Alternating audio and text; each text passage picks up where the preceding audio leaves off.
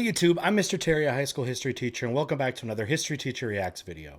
Alright, I'm in the mood for some more salmonella, and I found another video that I have not seen before, and it is titled, A Brief History of Sushi. Awesome. So I eat a little bit sushi. I don't think I'm super adventurous about it, but it's such a fascinating food because it's like mix of like culture and art as well as cuisine. And learning, I guess, a little bit more about it with the salmonella twist, I think should be a good time. So the original video link is down below. Make sure that you support Sam. Keep supporting him because we want him to come back. He's been gone a little while, and I know we want him back, and I know you want him back. So let's keep liking his videos. Sub to his channel if you haven't, because more Sam, the better. All right, now speaking of food, before we begin, a shout out to today's video sponsor, Green Chef. Green Chef sponsored our channel last month, and were nice enough to sponsor our community once again. Green Chef is a USDA certified organic company that makes eating well easy and affordable with plans to fit every kind of lifestyle. It includes vegan, vegetarian, paleo, and keto diets as well. This month, Green Chef sent me another set of meals to try out. And here I'm cooking their spicy sesame shrimp meal. But let me share with you all once again how Green Chef works. Green Chef lets you choose from a wide array of easy to follow lifestyles and select organic ingredients. Recipes are quick and easy with step-by-step instructions, chef tips, and photos to guide you along. Everything is hand-picked and delivered right to your door. Ingredients come pre-measured, perfectly portioned, and mostly prepped for you. Green Chef's expert chefs design flavorful recipes for your lifestyle. Specifically, I've been trying out some of their keto meals. With Green Chef, it's easy to eat well and discover new recipes every week, and you'll love to cook them. You can let Green Chef do the meal planning, grocery shopping, and most of the prep for you week after week. This spicy sesame shrimp meal was delicious. It was really easy, very quick. I loved making it. It was a lot of fun and even more fun to eat it. So go to greenchef.us and use the code MrTerry100 to get $100 off and free shipping on your first box. All right, let's get to the video.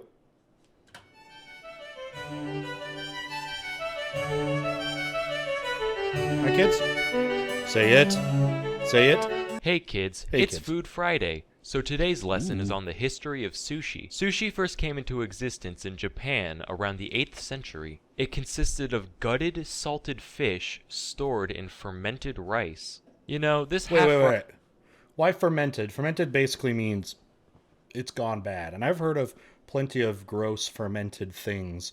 Like the Mongols used to drink fermented milk, basically like an alcohol, because they were totally reliant on cattle, so they just drank milk for everything and just used it in different forms. But why does it have to be fermented? Rotting rice is good and all, but stored in fermented rice. You know, this half-rotting rice is good and all, but I can still smell things. Yeah, and I'm not having nearly as much diarrhea as I would like to be. What should we do? Raw fish. Raw fish, I was thinking exactly the same thing. God, we are so in sync. Nah, but actually, the rice wasn't meant to be eaten. It was only used as a means of preservation. You see, the fermenty juices of the rice would soak into the fish and prevent it from spoiling. Okay. However, as semi-rancid food often does, it would also impart a sour taste on the fish. That's where the name sushi comes from. Sushi. Okay, I mean sour tasting. Okay, so you don't eat the rice. Rice is such a big part of sushi now. It's, you know, your sushis are often, well, it obviously depends. The rolls, a lot of the rolls are wrapped in rice. But yeah, it was just meant to soak up the grossness. So it means sour tasting. Interesting. An antiquated Japanese term for... Wait. Oh, on the left there, is that the tongue? Is that where, I remember as a kid you learn about different parts of your tongue? Is the side where the put green, is that where the sour part is? sour tasting. Also, it smelled like death. The odor is described as an extremely pungent cross between blue cheese, fish, and vinegar. Okay, so the unfair thing is, I love blue cheese, and I totally understand that it smells and kind of tastes gross, but I like it. It's weird. People will be like, man, that stinks. Do you really like it? I'm like, nah, yeah, but no. So I get it. And I'm mad. Why's that? I smelled something down the road. Thought a new sushi vendor was in town. Turns out it was just a hobo taking a piss on a tuna sandwich. Oh, Later on, during the late Edo period, people started pickling the rice, which drastically shortened the required fermentation time. So now, rather than smelling like... Vinegar is already so strong Plus, the fish is raw, and so it's going to be extra stinky. And an old fermented rice. Those things don't like cancel each other out or something. Blue cheese, fish, and vinegar. It just smelled like fish and vinegar. Go Yeah. figure. People found this rice Yay. to be much more palatable, so it began to be eaten alongside the fish. Sheet seaweed was also invented around 1750, which allowed the contemporary sushi roll to take form around this time. Toss in a couple vegetables, and you've got something much more Yeah. resemblant to today's sushi. During the late 19th sure. century, many Japanese emigrated to America to escape the imperial takeover of Japan, which was known as the Meiji Restoration. Now, a question I would have is, oh, it's cool they're talking about the Meiji Restoration. Very fascinating part of Japanese history. Is there a reason they don't cook it, or like why it's traditionally not cooked? Do they think that maybe is it better? What's kind of the logic behind that? It just so happens that they brought the concept of sushi with them, which enjoyed brief popularity among the upper class during the turn of the 20th century. All right, we got to read. I always got to read the commentaries. 1905.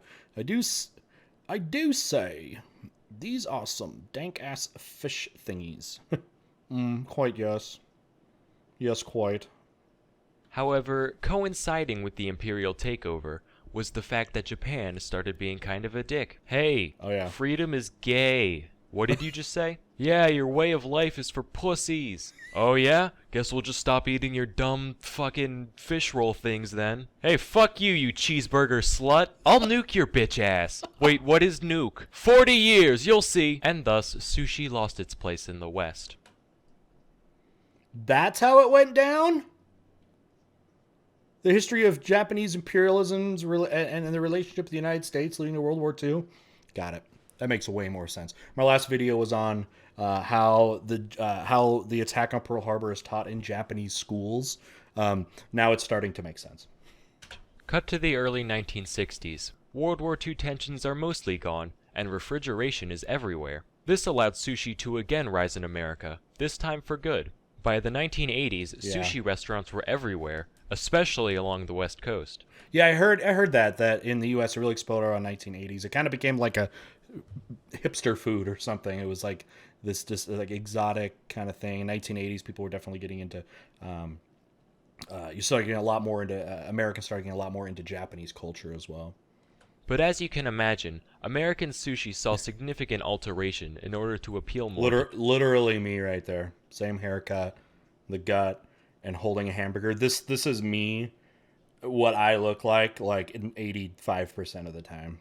the Western palate. For example, if you went to Japan and asked for cream cheese in your roll, they'd probably just put you on a raft and gently push you out to sea. But to each their own, and today sushi is more popular than ever. So kids, remember to be careful of who you make fun of, because the weird smelly kid of today might just be the next big thing tomorrow.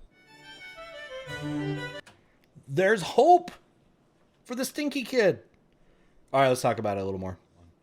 All right, great little tidbit there. He actually packed a lot of history sort of in that with sushi. With, it makes sense. I mean, sushi would come from Japan. Japan, a huge part of their diet and their whole economy, especially in basically the ancient days, was fishing.